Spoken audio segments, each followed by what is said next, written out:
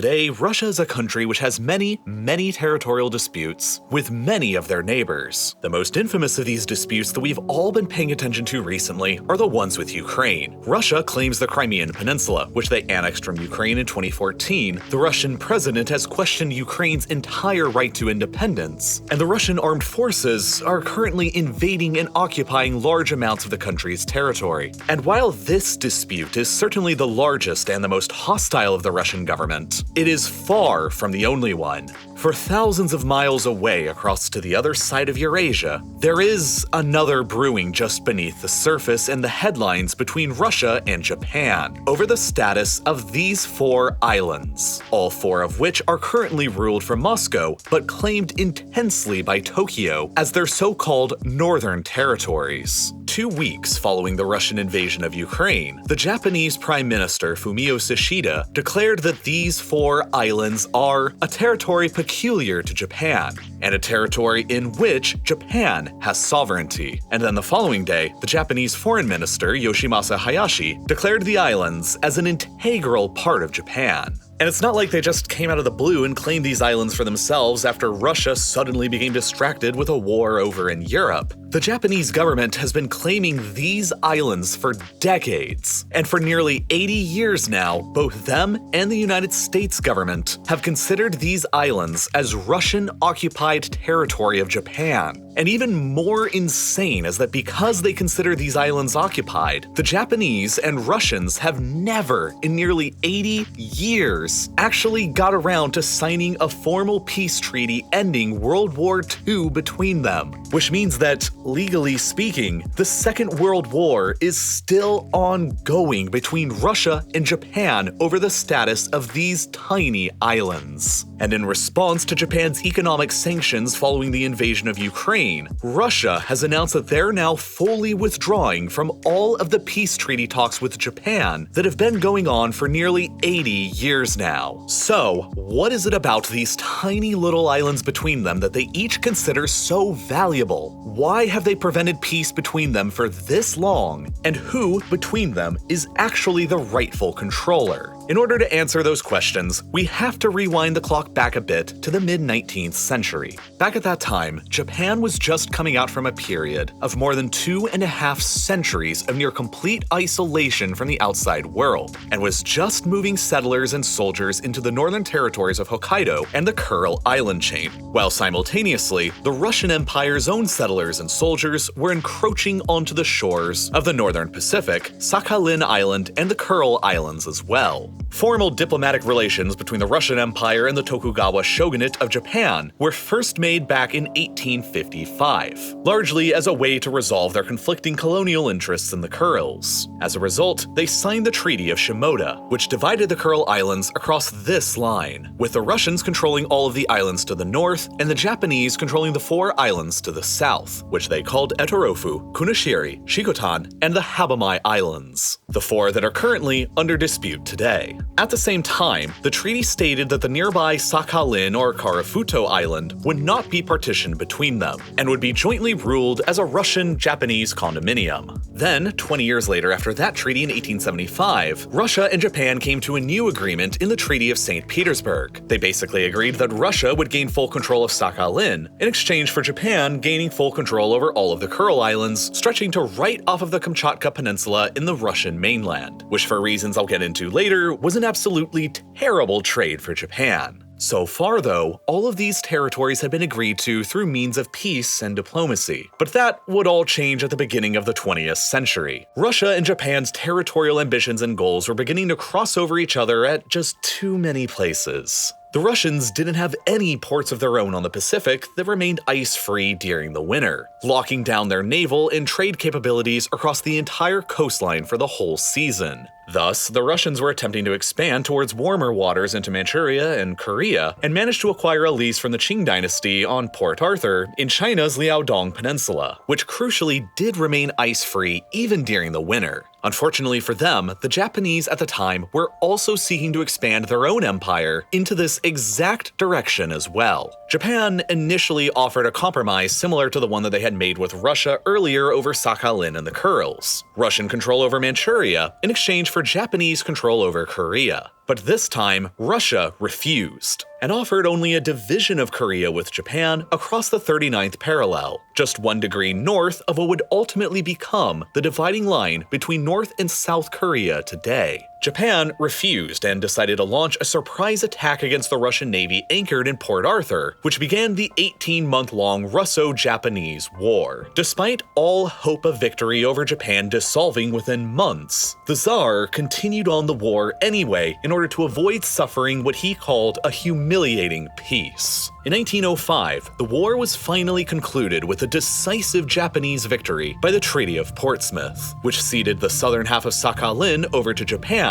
among other things. Over the next 4 decades, hundreds of thousands of Japanese colonists migrated into the southern half of Sakhalin from the Japanese main islands, and the Japanese Empire initiated a rapid series of military conquests across the rest of Asia and the Pacific. But peace with Russia, for the most part, was well maintained. This was, however, controversial within Japan itself. At the time, pre-World War II, the fascist Japanese government largely debated between 2 different aggressive foreign policy choices: a northern expansion doctrine advocating for an invasion and conquest of the Soviet Union's far eastern lands largely promoted by the Japanese army, or a southern expansion doctrine advocating for an invasion and conquest of the western colonial possessions across the Pacific and Southeast Asia, largely promoted by the Japanese Navy. Before a decision either way had been reached, millions of Japanese and Soviet soldiers faced each other across the frontier of Japanese-occupied Manchuria and the Russian Far East, anticipating each other's moves and occasionally coming to blows. But in April of 1941, the Japanese and the Soviets signed a 5-year-long non-aggression pact, and then, just 3 months later after that, the Western Allies and United States imposed a total oil embargo on Japan.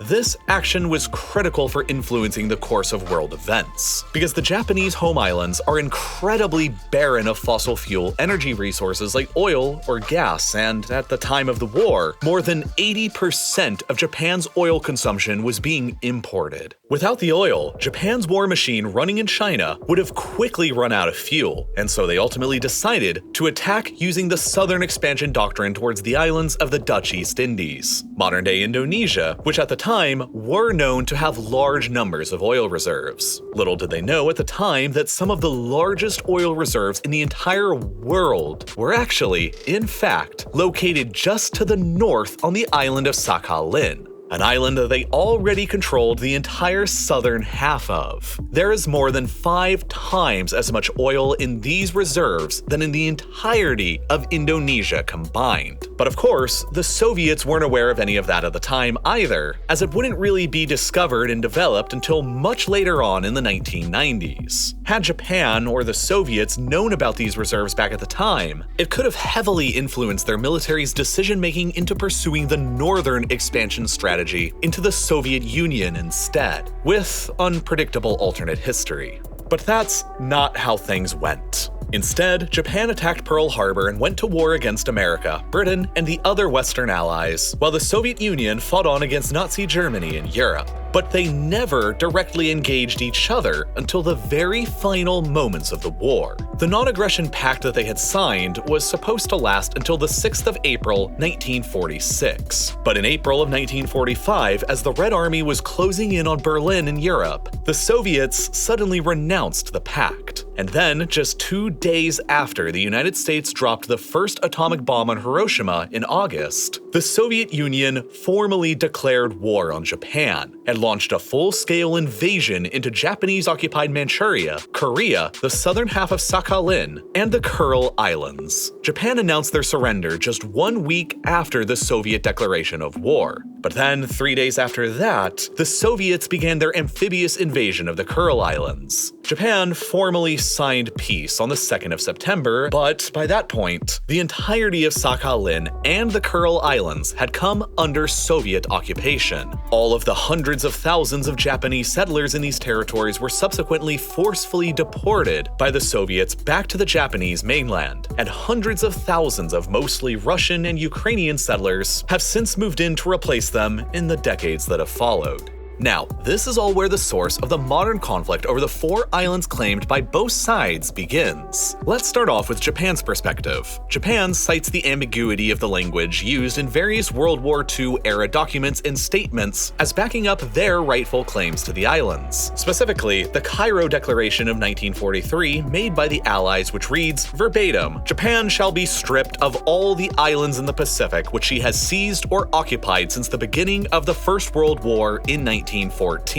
As well as this quote, "Japan will also be expelled from all other territories which she has taken by violence and greed." Japan's legal team would like to point out that the Kuril Islands specifically are not covered by the demands of this declaration, seeing as how Japan peacefully negotiated their control from Russia in 1875 before the First World War, and even further back settled the 4 islands under dispute back in the 1855 Shimoda Treaty with Russia. These 4 islands were never taken by violence and greed, and should therefore have never been taken from Japan. Further, the Potsdam Declaration made by the Allies later on in 1945 as the war was concluding reads under Section 8 that Japanese sovereignty shall be limited to the islands of Honshu, Hokkaido, Kyushu, Shikoku, and such minor islands as we determine, which the Japanese government is keen to point out does not address the issue of the 4 disputed minor islands directly. Japan further points out that the disputed islands had been a part of Tokugawa-era Japan since 1855, before the era of the empire, and had never been claimed by or belonged to Russia until they conquered them by force in the closing days of the Second World War. And on that point, the Japanese further point out that the Soviet Union's declaration of war in 1945 was in violation of the previously signed defense pact between both nations that was legally supposed to be in force until 1946, and as such, the Soviet invasion and occupation was illegal.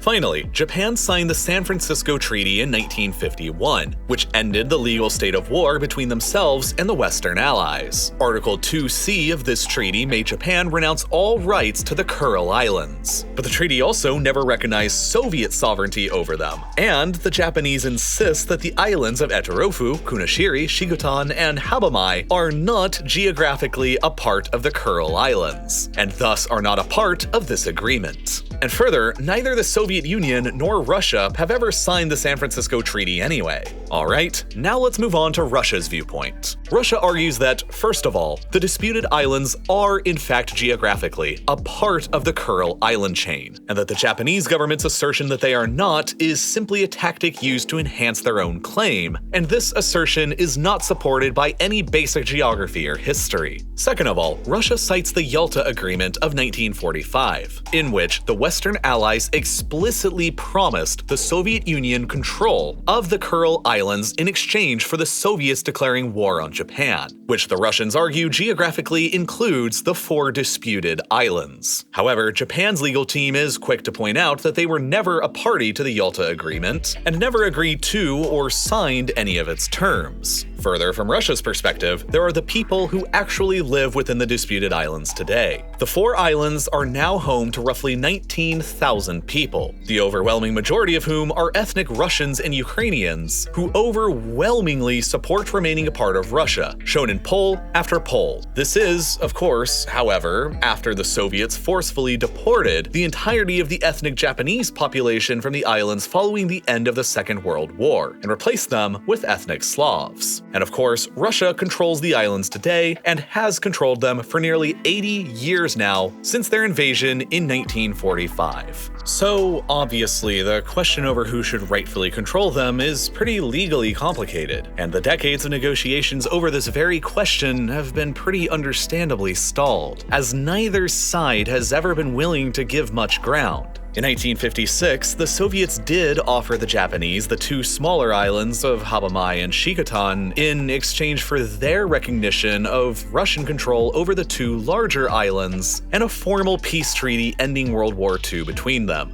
But Japan refused and insisted on having the 2 larger islands returned as well, and they've been refusing for decades ever since because the Soviets and later the Russians have just kept making the same offer over and over again. As late as 2006, Vladimir Putin was still offering Japan the return of Habamai and Shikotan and a formal peace treaty if only Japan would renounce their claims over the two larger islands. But Japan still refused and has kept insisting that all of the islands are theirs. And of course today, following the Russian invasion of Ukraine, the Japanese government has upped their rhetoric of claims, while Russia has deployed more military and anti-air assets to them in response. Internationally, the United States and European Union each recognize all four of the islands as rightful Japanese territory that is currently under Russian occupation, while China recognizes them as a core integral territory of Russia. And the reasons why extend far beyond the legal and historical claims. Because, of course, the islands hold immense strategic value to whoever ends up actually controlling them.